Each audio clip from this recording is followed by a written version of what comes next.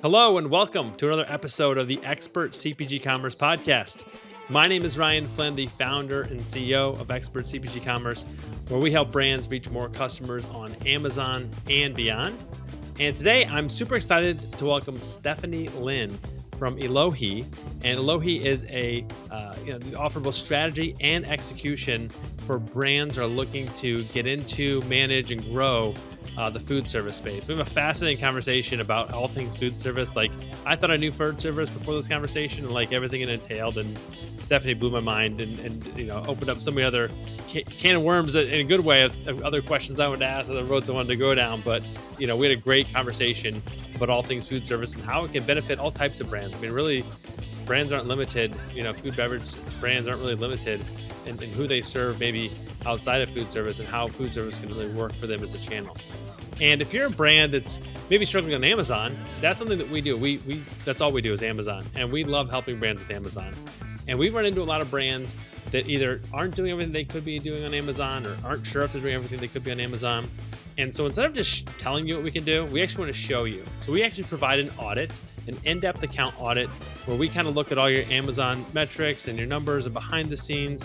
And we look at everything, a customer can see on the page as well. And we present that all to you and actually tell you what you could be doing on Amazon, showing you opportunities that you take advantage of, things that are maybe missed, whether you're doing it yourself, you're working with another agency. And trust me, we always uncover things for brands that sometimes are even surprising to them that they don't realize that aren't happening or things they could be doing. So just go to expertcpg.com/audit and fill out some information there, and we can get back to you on whether or not you qualify for the audit. And, we'd love, again, to show you what you could be doing. So just expertcpg.com/audit. All right, let's go on to the conversation with Stephanie Lin from Elohi. Hey, Stephanie, how you doing? I'm good. How are you? Thanks for having me. Yeah, great. No, thanks for being on. Super excited to have you. No, Stephanie and I connected, both mentors for the SKU program, the Consumer Product Accelerator out of Austin, Texas. It's a great program, and that's how we kind of connected. And I was talking about food service with somebody else. I thought Stephanie would be a great person to have on. She's not here to just talk about food service. She has a great background and career in CPG she can talk to us about. So, yeah. So, Stephanie, jump right into it then. Like, let's talk about it. How did you get started in kind of the world of CPG, or you can kind of go through your professional history of that, like kind of what led you to this path. Yeah, so I joke that my first job in sales selling food was when I was 5 and I was a brownie and selling Girl Scout cookies, which is true. But when I graduated college in 92, it was a recession. And I went to a really great liberal arts college, but had a tendency to churn out bankers and attorneys, neither of which was a good fit for me.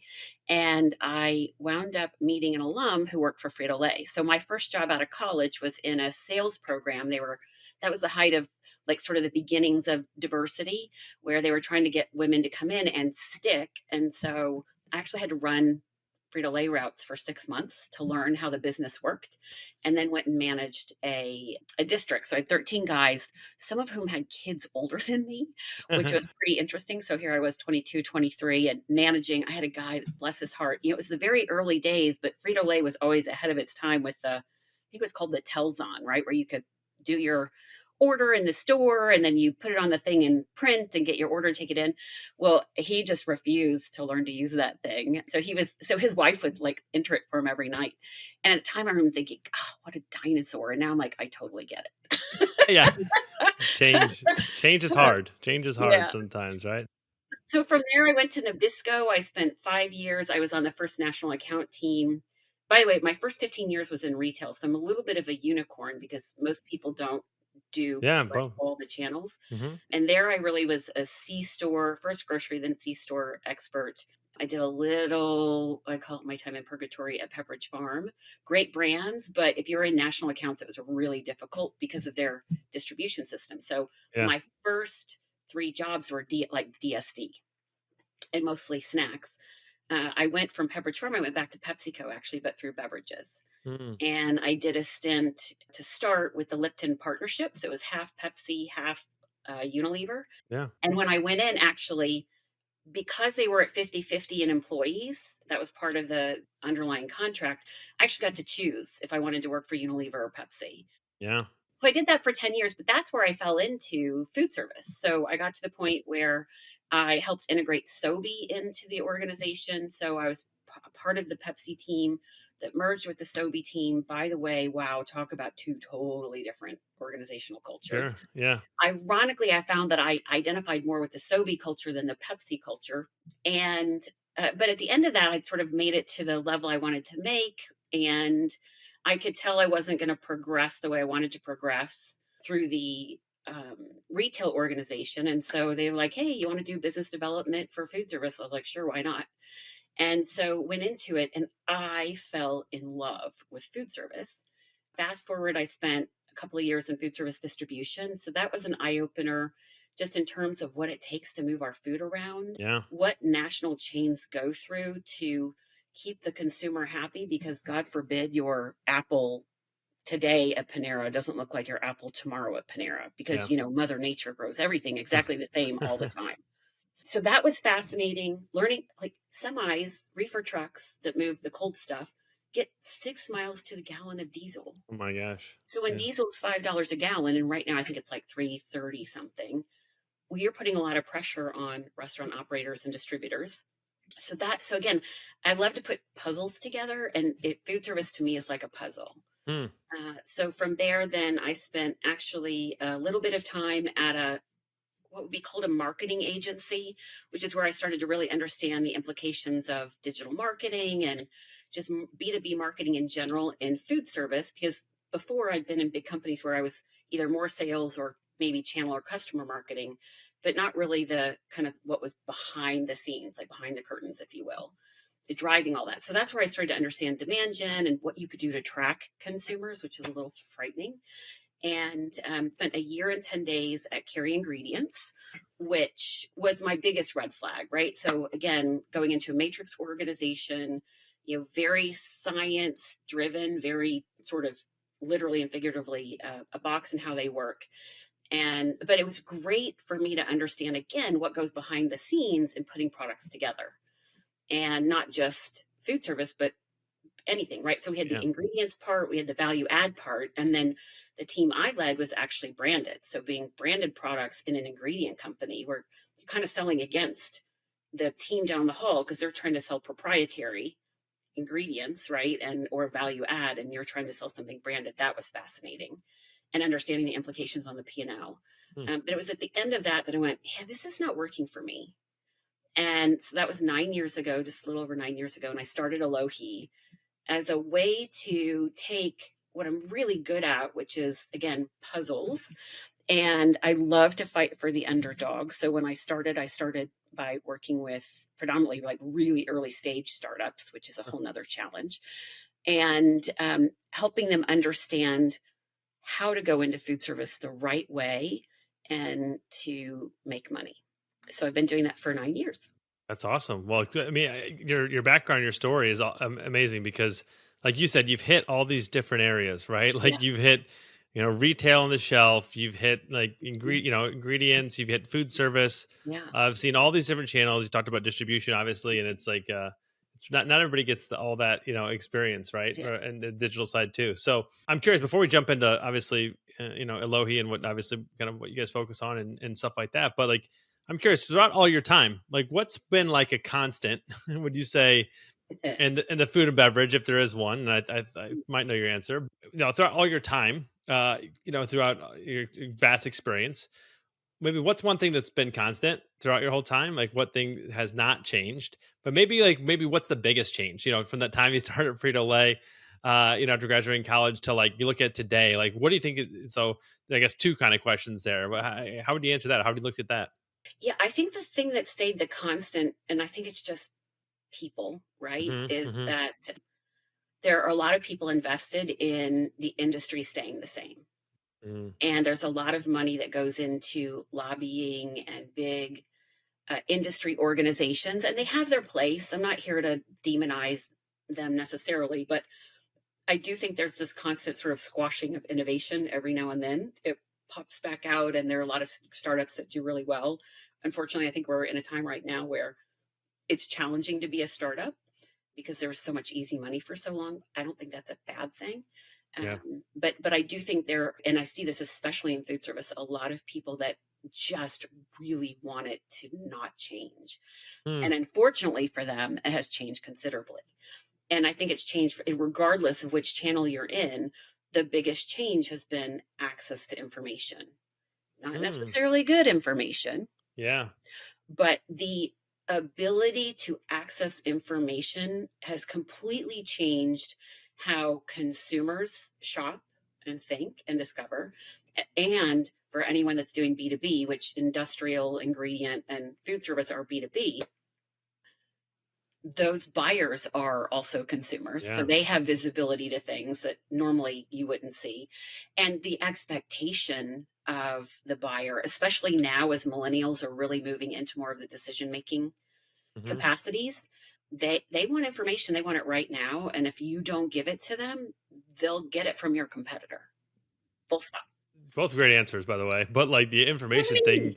yeah, yeah, great job. No, the information thing kind of blew my mind because you're right. Go back to early '90s, mid '90s, whatever you call it, right? And like it's like, I mean, consumers, right? I mean, you literally would go to the store and just look at Whatever's there, that's what you get to pick what's choose on the from. shelf, right? And now Yeah. it's like an endless aisle, obviously, with e-commerce. Hmm. And I mean, it's almost like too much information sometimes, right? And It is. or it's not the right, like you said, bad information or not the right information or incorrect, that kind of Yeah, can things. they find it? Is Hmm. it accurate? Is it what they actually needed? So the other thing that I think that's changed, and I think it comes back to information, is the number of people in decision making, especially for B2B. It used to be like one or two or three.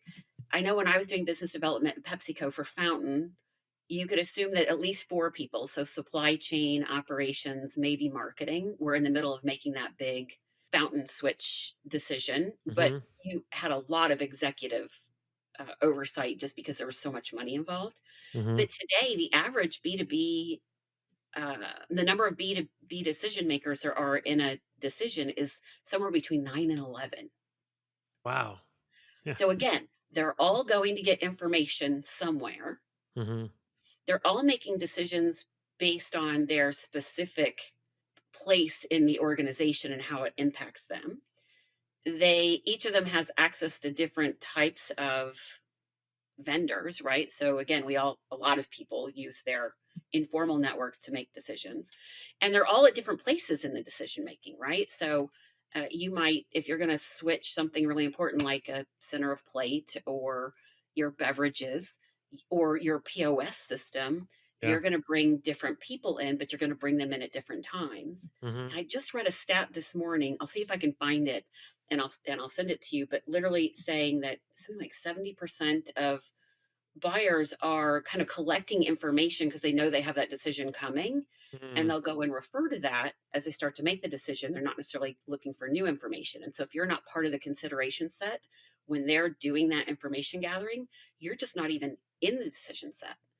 And Gartner published thing in the last couple of years, and I think it's probably gotten more so, where like 60% of millennials don't even want to see a sales rep, which goes back to they just want to have access to the information. Yeah. And something like 70% of the decision is made before they talk to anyone Yeah. at a supplier. So again, if you're not telling your story, and this is not just a brand thing, it's not a CPG thing, it's personal as well, right? So Yeah. it's just like Yeah. LinkedIn and Facebook and any of the socials. If you don't tell your story, somebody else is. Yeah, no, and you kind of want almost like they've already, like you said, they've already made the decision in their mind, and you've got to have the other ancillary stuff to support that, right? Whether they look at your And they have LinkedIn to convince company the last 10 page, other people, right? yeah, So the path of least resistance. And when the economy is wobbly, you have a lot of layoffs right now. I think the economy's pretty stable, all things hmm considered. hmm But when you have people worrying about, am I going to be the next one to get laid off because it's always in the news, yeah, then the last thing they want to do is make a change, even when it's probably the best time to make a change. yeah, yeah. It's great insight there. All right, so let's talk. Let's kind of shift the focus to food service and obviously what you guys do at Elohi. So first of all, like, I mean, I think I know the answer to this, but you're probably going to enlighten me with some stuff I didn't know. When you say food service, like, give me examples or ideas of like how what that spans, right? Like, how many different kinds of what do you call them, channels or potential customers you'd consider the end customer of food service? Yeah. So, first of all, I'm going to send you a link to a free food service 101. Oh, Um, perfect. Thank you. don't Awesome. judge. It's in beta. I had a really bad hair day.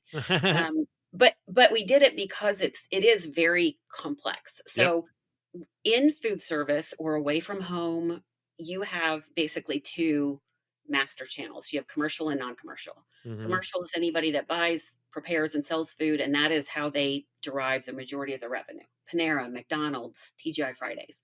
They are in the business of buying, preparing, and selling food. Then you have non-commercial, which is anyone that is buying, preparing, and selling food either because they want to as a service or because they have to legally.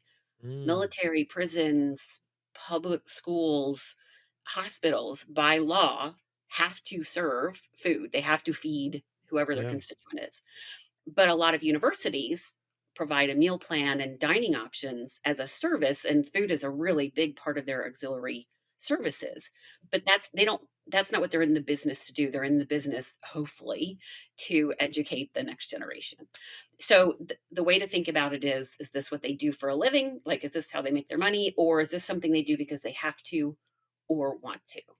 And then within commercial for restaurants, you have basically QSR, LSR, FSR, quick service, limited service, full service. So, am I sitting down and they're taking my order? Am I ordering at the counter or doing a drive through, basically? Yeah. A lot of people don't know that Starbucks and Chipotle are actually considered QSR, right? Hmm. Just by Hmm. virtue of how you order and how you pay and how you get your food. Yeah.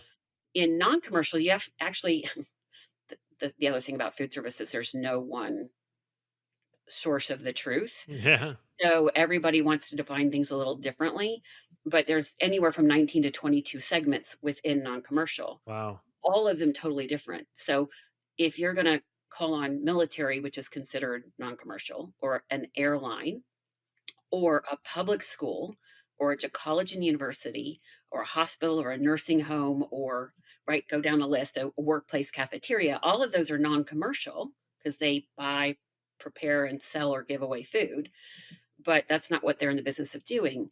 That non-commercial is I want to say it's like 40% of the volume, but it is a I call non-commercial paid sampling. That is a great way to get somebody to try your product in a place where they either don't have the option or just by virtue of where they are and what they're doing, they're just glad to have something to eat, right? And it's a great way to get somebody to try it to drive them back to your D2C or drive them back to your e-commerce or drive them back to retail, which is why I always tell people, please, when you're starting out, I'm not saying you have to go into food service first, but how can food service serve you? And then when should you launch? Just to add one more point on sort of food service and the channel, there are 4,500 food service distributors. Wow. There are about 1.5 million food service units. And by the way, if you call them doors, everyone will know that you don't know what you're talking about. You don't know food service. It's units or locations. It drives me crazy when people say doors. And I know it's a little thing, but that matters to people Yeah. in Yeah. food service. Sure. And you're signaling to the customer that, like, oh god, another startup. I am not teaching another person how to run their business, which is a little bit how they're feeling right now after all the startups trying to come into food service. And now more coming back in because their D2C is not necessarily doing what it did, or retail's gotten really hard. But it is, again, it's very complex. I say it's not hard, but it is complicated. And the big lesson for, I think, a lot of people coming in is, food service is not about your brand. Unless you're a packaged good, like a ready to drink beverage or a snack, for the Yeah. most part, you're not going to be branded. You're more likely to be branded in non-commercial. But it's if you come into the channel thinking about it from like, this is my brand and everybody wants it and it's the best, you are in for a rough ride because it's not about you at all. So it's not about like, You started talking about a commercial there, right? And I started thinking of, oh, if I go to Starbucks, sometimes I'll see like the rack, Mhm. either, where you check out, or they have the little, the shelves underneath where you check out. Like you'll Right, see things that are like, oh, I've never seen this brand before, something like that. right. Like that's instantly was kind of thinking in my, or maybe a college, They put Pine Bar on the cafeteria. map, full Yeah, stop, yeah, yeah, exactly, full stop. exactly. But like, so I think that's probably what CPG companies Mhm. want to hear is like, oh, we could be in every Starbucks, right? Which is would be Yeah. amazing, right? But like, I guess that's wishful thinking probably for a lot of folks, right? Well, if you have the right product and you approach it the right way, it's a possibility, but again, what people don't know is what gets them in trouble, particularly with boards and investors, because they'll say, "Oh, well, I talked to somebody at Starbucks." Well, what you don't understand is if there's already something like it in, they do, or they used to, this may have changed, but I don't think it has. They do a 3-year contract. So that's great if you're the incumbent. It's a 3-year contract. The challenge is when you get out, you had better have built the rest of your business because they do have a tendency to want news. I think Kind is one of the few brands that I've seen that's really stuck beyond that space. But I've seen a couple of really great brands that are like, "Oh, we're in Starbucks." That doesn't translate to the rest of food service. And holy crap, if you have to replace that revenue, you better be starting about 18 months in Yeah, and yeah. assume you're going to have to replace that revenue. Assume it won't stick.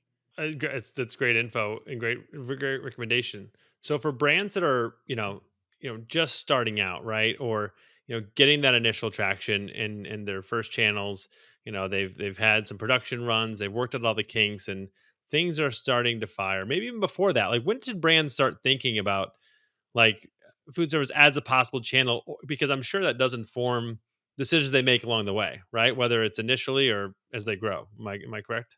So we have people that will say, "Well, when should we talk to you?" And our response is always as early as possible.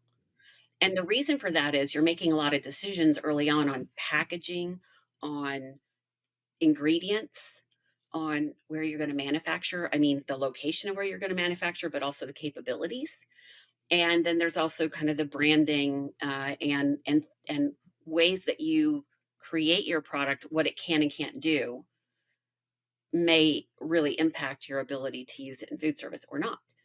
So again, we tell people as early as possible, let us help you learn about the channel when you're thinking about your product or standing it up or talking to a co-man. Let us help you think through that so that at least if you make the choice to go with that co-man and they can't do these 3 things that are going to be important for your product in food service, you know that, and you're not, again, telling a board or telling investors, or God forbid, starting to sell in the channel without understanding the implications. Because the other thing that I've seen is brands who start to get traction and then hit a wall because, oh, well, crap, I don't have that certification, or I had this ingredient. I mean, we've seen that play out with some ingredients where it's literally precluded them from half of food service. And if they just thought about that before they started, because then they start selling and they're like, oh, look, it's going really well. Okay, what's going really well in that one distributor, that one location? Right. So again, and you also see people that go like to both coasts, which you're like, please God, don't do that. So for us, it's as early as possible to at least understand the channel, how it works, what the challenges will be with your product and how you're making it. And then I'd say 12 to 18 months before you really, really want to get into the channel, you should circle back with us to start the planning process, because food service isn't just a, hey, I've got my product, here you go. You have to educate 1.5 million potential decision makers and 4,500 distributors, and it's getting more complicated with the online distribution, uh, whether it's Amazon or Websteront or what have you. So um, it's a really it's a it's a really important thing for people to take away, that the sooner they think about food service, the better. Are there any products that like, I mean, as you were talking there, again, my brain just starts spinning. Are there any products that aren't really great for food service? Or I imagine like it seems to be could be a little of everything, right? I mean, is there anything that doesn't work really? Well, I mean, think about it. So, your Vanderbilt's the university I kind of use as an example. I want to say they have like 40 locations on campus and I don't think that's just for food. I think it's just like convenience stores. And then they've got dining halls, and then they've got franchised, maybe QSR locations. Literally every kind of product could go in there. Yeah. Yeah. And that's what I love about food service. It doesn't matter what your product is, as long as it's packaged correctly and you're solving a problem the operator has. The one thing to remember, this is so important.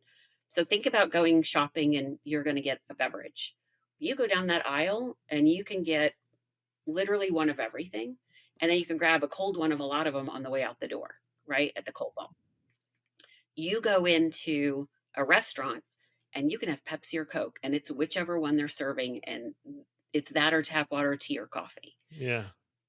The one caveat I would give for food service is understand that it can be, depending on your product, more difficult, or you might have to be more specific about where you go and how you go. So beverages are a particularly difficult one because Pepsi and Coke do have the big contracts where it's a fountain pour, but not all food service is just fountain, and some have fountain and beverages. So again, just take a step back and think about what is the role of food service in building your brand, and use that to then inform how and when and where you'll go in the channel and what you can expect. When someone does come to you, and obviously, as you mentioned, and I can see the benefit now, just continue to talk with you, like why they want to come as soon as possible. Like, what kind of stuff can you guys help with? Like, what kind of stuff can you guys? I mean, is it everything, strategy, execution, and everything, or is it just certain? I mean, it's not because it sounds very fragmented. You mentioned all the different distributors, right? So it's a lot. I mean, you definitely want to have an expert advisor, like You would you. think. Yep. Right. Right. Oh, Right. yeah, I watch brands that and I just watch them fail, and I'm like and I've had a few call and say, "Oh god, I wish I'd listened." Right. We're an anomaly, and that was on purpose. And I had a lot of people tell me 9 years ago, "You're never gonna make money, this is never gonna work," and, ha ha, both of them, because I understood food service and I brought in a team and have continued to cultivate a team that are experts. So, the way that we can help a brand is, again, that sort of like, what is food service and how does it all work? Preparation when it's really early. And here are the things to think about as you do packaging, ingredient development, what geographies you go in, how you think about your co-man, all of those things. And we actually start with a strategy. So what makes us different is we do strategy and execution plus the implementation in the middle. Whereas most companies that are out there, they're either a broker, so all they do is sell. They'll tell you they can do strategy. They can't, and they shouldn't. And it's not that they don't understand the channel, it's that their strategy is automatically going to push you to what they do well. And no broker does it all well just by virtue of sort of their business model. But we do the strategy up front, and the strategy can be everything from the full blown, like, you don't know anything about food service, you're just getting started.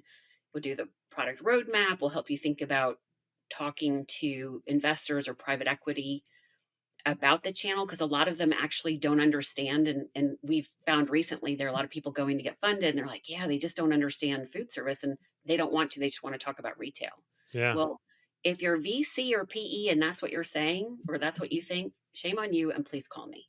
Like, food service is very profitable, Right. and it is much easier once you get established to maintain that because it's sticky. Again, it's either or. Like if you're the Pepsi or the Coke, uh, like they don't want to change. It's disruptive. Yeah. Um, so we can help you with thinking about when to go in the channel, how to go in the channel. There's a lot of B2B marketing, which is not like retail marketing. So what should that look like? And then we'll work with them on the implementation, meaning is your GDSN set up? We can do retail and food service, but food service is different. So even if you have the retail done, let us at least do an audit. We can help you stand up a CRM. Anybody that thinks they're going to manage 1.5 million restaurant locations, and even if you think about a Burger King, a McDonald's, a Subway, they have franchisees. So Yeah. depending on Yeah. how that works, you're going to have to keep track of that. And all the distribution points, group purchasing organizations, contract management companies. If you think you're going to manage that in Excel, you're crazy. Yeah. So getting a CRM and setting it up early, which can help you with investors and media and consumers, right? So think about it from that perspective. to we can help them with product development. We can help them if they need to get into dot foods. Like, how do you do that? How do we, we kind of educate them on what it means, what they need to do to actually get them to pay attention, to bring you in.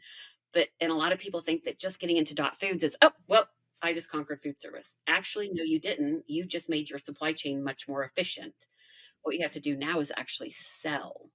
And so that's the other piece that we do is what we call the execution, which can be dropping in a full or part-time food service marketer to help your team get going or just to do the work. We have a kick-ass business development team, which does a lot of people call it inside sales. We specifically don't call it inside sales because I think there are a lot of people that don't really understand how to use that. So that's really about top of the funnel lead qualification, lead nurturing. And a lot of that starts before you're really like fully going into market because it takes time to get to all the people and start to see the signals. And then we will also drop in a sales team. So for anyone who is either coming in from overseas, so we do a lot of work with companies coming in from abroad that want to launch. We make it easier for them to figure out who to hire, when to hire. They don't have to deal with the paperwork of, you know, American citizens, but they're a foreign company. If you're a startup, the worst thing you can do is hire a head of sales and a food service team. You need at least probably a year and a half to 2 years in market before you know what you need and who you need. And the people that can go do it are hunters. And hunters don't show up on paper the same way that the majority of food service salespeople do. Food service is farming business, full stop. Again, Pepsi or Coke. You get the contract, you get on menu, and if you're, unless you have something major happen, you're going to be sticky. That is not hunting. And so the other way that we help people with execution is, and it's a live example. Yeah. We had a very, very, very large company that does hundreds and hundreds and hundreds of millions of dollars in food service every year. And they were coming out with two products that didn't look, smell, taste, package like anything like the rest of their portfolio. And I think they were in market for like 5 months and their team had sold nada. Now, is it because they couldn't sell it or didn't want to sell it, or they were too busy trying to keep up their base business because that's how they get their bonus? Probably all three. So we dropped in a team of a couple of our BDRs whose job it was to go and because again, we're not married to the way things have always been done. So we're going to look at where should it go? Who should be getting information on this? And we created a program. We did the email templates. We did the outbound calling. We worked with the operators and the distributors to start. Now, keep in mind, this is a company that's in Dot Foods. They're in all the big distributors. They had contracts with all the big GPOs and contract management companies. But if you're just trying to and you're the sales guy trying to keep the day to day going, yeah, that's nice. But, I don't have time for that. And they're not wrong. Let them focus on keeping the lights on. We'll go generate the energy around this thing that the consumer's demanding and operators want, but doesn't have the velocity yet to warrant putting your farmers on it. So that's the way to think about kind of what, and we don't look or behave like anyone else in the market. And it's why people struggle a little bit. They want to put us in a box of a consultant or a broker, and we're neither of those things. No, I can totally see the value too, because I mean, some of these, especially, I guess, commercial or non-commercial, I mean, maybe so much the commercial ones, but like, food service also wants to take care of, like, I think college, dining halls are a great example, right? Like, yeah, that's going to be a rating for, that's going to what the customers are going to talk about, right? Like what Mhm. the students are, are using Yeah. that are going to tell their friends and tell their siblings and people that are going to be going to that, maybe looking at that college down the road. They're going to say, hey, if the food stinks or whatever, there's no options, or they don't have X or Y, right? Like, because you got to kind of be on trend there as well, a bit, right? I mean, different dietary lifestyles and such. And so, I mean, I just, yeah, I can't. And then you've mentioned like just the calling on and like, promoting, getting the products, the word of mouth out there. I think college is a perfect example of how things have changed so considerably. You go into a dining hall today or anywhere on a college campus, they have their phone out. They are literally learning about that product before they buy it. So getting back to what's changed and where a lot of companies fall down is they don't have the right information for the consumer or the customer when they need it. And more millennials actually will go and research a restaurant online and look at the menu before they choose where they're going to go. So again, anybody that's out there that's trying to do things in food service the way it was always done is either going to have a really long slog or they're going to fail. And anybody who's trying to go too tech forward and not respect the way the channel works from a distribution and food safety and all those parts of it is going to fail too because they're going to get in front of a customer who maybe was a really good customer but they're not going to be ready. And it's really important that you are buttoned up before you're out talking to anyone of substance. That's a great advice there. How do people stay in food service? Like, what's the trick of, obviously like not screwing it up? And because you mentioned it's sexy to get on the shelf at a major retailer, right? And it's sexy to be number one in Amazon in your category. But what brings in the money is those big POs. I'm guessing food distribution and consistent high output, kind of POs. So how do you stay? That is the right question, and a lot of people would think, "I want a really big PO," and the answer is yes, you really do, but you don't want just one PO, so you have to have enough sort of pull, right? It's push-pull in food service, so let's use Boston as an example. So if you're in Boston, you wanna be in 3 or 4 different distributors. You don't wanna be dependent on one distributor because different customers use different broadliners, right? You have to be able to focus on that market enough to be in Cisco, PFG, US Foods, right? And if you were in the Midwest, you'd want to also be in GFS. And to get in there is one thing, right? So your operators can help you push it in. That's where a lot of people stop, right? They think, well, I'll just get three operators and they'll take me in. Well, first of all, are they all 3 to 10 in the same distributor? Because if not, right? You're gonna have to do. And what if they switch? Are they gonna have enough power to pull you over? But what helps you stick is where I find a lot of, in particular, startups fail, and that is you don't just go in and set up the operator and you're out. You had better be in that distributor, training the DSRs, in market visiting, or using an inside sales team, or better yet, our BDRs to continue to grow the business. Hmm. I find in food service, people really underestimate just how hard that is. And to give you some perspective, when I was at Cisco, I was part of the Sigma division, which was chain. So I had Tim Hortons, Steak and Shake, Checkers Rallies, but Panera was my big one. And at the end of the day, some chains have a lot of pull with the distributor and a lot don't. Meaning, Panera was very vertically integrated, right? They decided down to almost the ingredients in a lot of their things, and they used Sigma because it's a chain, it's closed distribution. That's good news for a supplier because you know exactly what you're selling and who it's going to, but it's bad news for a supplier because it doesn't grow the market for you because nobody else can see it. Whereas if you're in a Cisco house, that Cisco house can see not just there but across the country what's happening, but also the other reps for the other distributors talk too. Again, it's about being in market in a way that you're supporting the operator and the distributor and understanding that like that is a finite warehouse. That is a finite truck. Like it fits on the truck or it doesn't, right?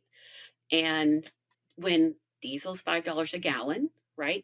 And it's hard to find drivers and warehouse pickers are hard to come by and there's inflation and a lot of your products are commodity based pricing, it's hard to make money. Like systems distributors, I remember, and this is public, right, in the Cisco earnings releases, but when I was at Sigma, 1% net income for the year for Sigma, a $6 billion subsidiary of Cisco, that was a good year. And so the one big piece of advice I give people having come from stint in distribution is don't look at the distributor as the bad guy. They're doing their job. They're servicing their customer. That restaurant chain is not your customer, it's their customer. How do you help that distributor be more profitable and more reliable and more innovative for their customer? Yeah, I love the mindset shift of looking at it You kind of a. have I mean, to. yeah, it's a collaborative approach, right? I mean, Yeah, it's how can we all win? because otherwise, what they only have 22 pallets on that truck. They only have so many, especially frozen spaces in that distribution center. You better figure out how to be, like, really productive for them because that slot in the DC, if you're I hear 5 cases a week and $1,500 a week is sort of the threshold. That still feels really low to me for a slot in a distributor warehouse. The endless aisles making it a little more complicated, but that's a whole 'nother question. As we kind of wrap up here, Stephanie, like what's some big changes in the last couple of years, maybe with the pandemic, and then maybe what do you see on the horizon of like, and your industry, maybe what's ahead? Yeah, so I think the big changes since COVID are obviously the reliance on delivery and curbside, right? So you better figure out if your product can hold and for how long.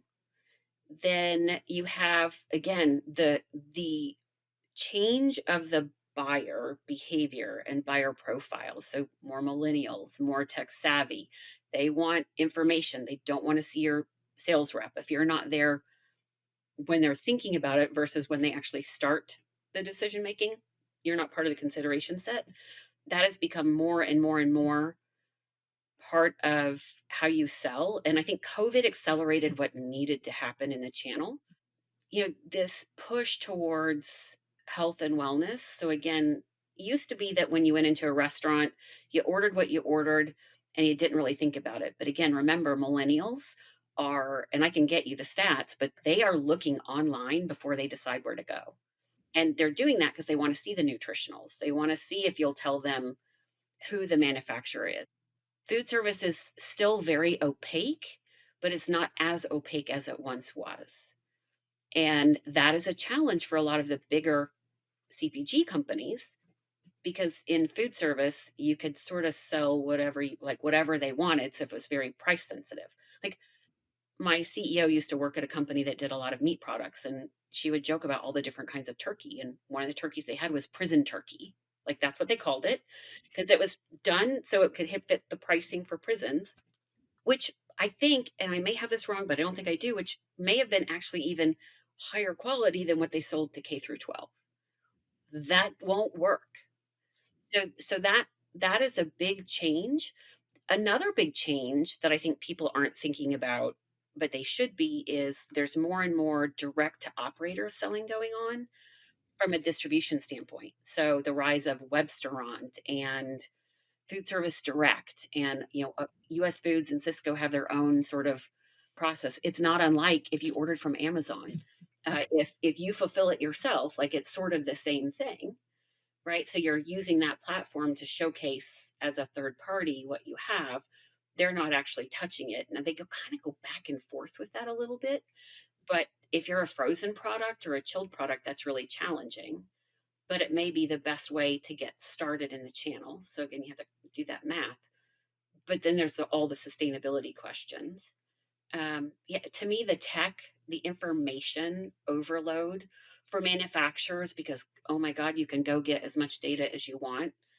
Again, can't say that it's all good data or the data that you need. And I think a lot of people can't necessarily translate that into insights, which is where it matters. But the technology, the access to information, the desire for transparency, the consumer and the customer, plus just the change in how we think about food service food, right? So I'm going to order these 4 items for a restaurant, but I'm going to make these 4 items on the side because I want to, or I'm trying to save money, or mine is better, or I've got a vegan and they won't eat that thing, so I'm going to cook that at home. It's there've been a lot of changes. I've been happy to see them. I do also see a lot of people that are legacy food service that really, really just want to stay the same. Yeah. And you could hear them towards the end of COVID going, "Oh, we're going," like they didn't say it out loud, but you could tell they're like, "Oh, thank God we're going back to the way it was." And we're really not. Well, it's those who don't change with, the only constant sometimes is change, right? And so, you gotta adapt to the changes. So, Stephanie, this has been amazing Yay! insights, and there's so many more questions I want to ask you, but for the sake of time, we'll You maybe know where have to you back find me. on. Exactly, exactly. So, where can people? That's a great segue. Where can people find you? Where can they learn more about you and what Elohi does? So you could definitely find me and Elohi. It might be Elohi or ESA on LinkedIn. That's the best place. Or you can find our website. It's elohi.us. Awesome, awesome. Well, we'll check that out. We'll also check out the food service 101 course. That sounds like a great I will send you a recommendation. link Yeah, please. as We can long as you throw it. promise not to judge and give me some feedback because it is in No, beta. no judgment here. No judgment here. I love the idea. Frankly, I mean, if someone probably wants something like that, also for just Amazon. There's so many like nuanced things that you need to figure out. So you Yeah. talking earlier, like you got to have it think before you're actually going to do it. Like same thing with Amazon a little bit, like Mhm. pack sizes and Yeah. pricing and other channels you're gonna be selling. And so yeah, it definitely all plays into that. So well, thanks again, Stephanie. Great information, and yeah, we'll have you back on sometime to talk about food Sounds service in the good. future. I'm in. All right. All right. Thanks. All right. What a great conversation with Stephanie Lynn from Elohi. Thanks so much to Stephanie for dropping by and, telling us all the possibilities, opportunities there are in food service for food and beverage brands. And that really, you just have to take advantage of it early. And the earlier you get started with it and the earlier you know this information, the better it's going to be for you in the long term if food service is a channel that you should go after or are exploring. And if you're getting value from this podcast, we would love for you to just engage with us in terms of leaving a review, subscribing, thumbs up, star, all that good stuff you can do. Wherever you're watching or listening to this, it helps grow the podcast, helps grow the platform. And, maybe you've got a friend that would benefit from hearing all about food service here. So send this episode to them and, they could get some value from it as well. Thanks for tuning in, and we'll see you on the next episode of the Expert CPG Commerce Podcast.